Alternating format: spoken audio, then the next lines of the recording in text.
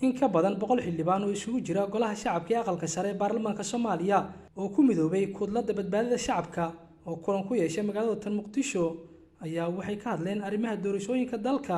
iyo sidoo kale in xilligan aan loo baahnayn in muddo kordhin loo sameeyo dawladda waqtigeedu u dhamaaday uu hogaamiyo madaxweyne Farmaajo war murtiyeed ee soo saareen kulankoodii kadib ayaa waxa warbaahintu akhriyay xildhibaan Mahad Salaad waxaan halkaan idin kula wadaagi doonaa qodobo ka soo baxay shirkan kutlada badbaado qaran ee walayaasha baarlamaanka federaalka Soomaaliya maanta ku yeelatay magaalada Muqdisho marka koobaad waxaan soo dhaweynaynaa golaha badbaado qaran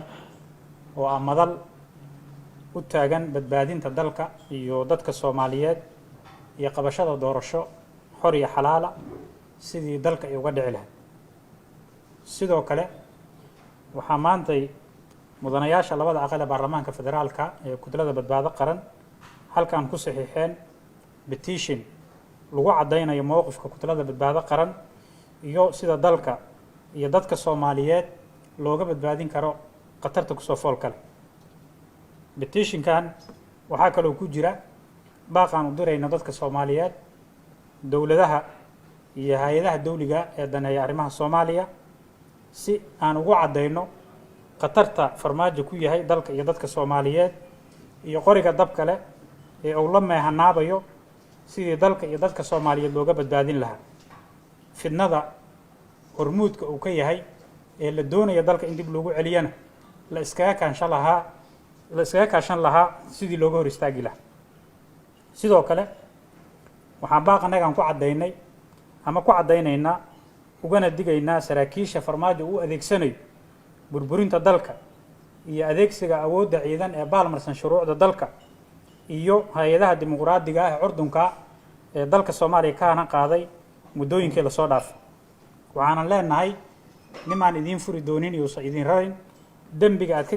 ka gashiin dalka iyo dadka Soomaaliyeed berita adinka ayaa la idin kula xisaabtami doonaa ee Farmaajo idin kama difaaci doon waxaan sidoo kale halkan ka cadeynaynaa oo kutladu ka cadeynaysaa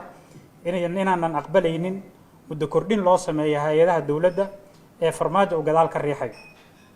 doorashadana uu ku diidan yahay waxaanan uga digaynaa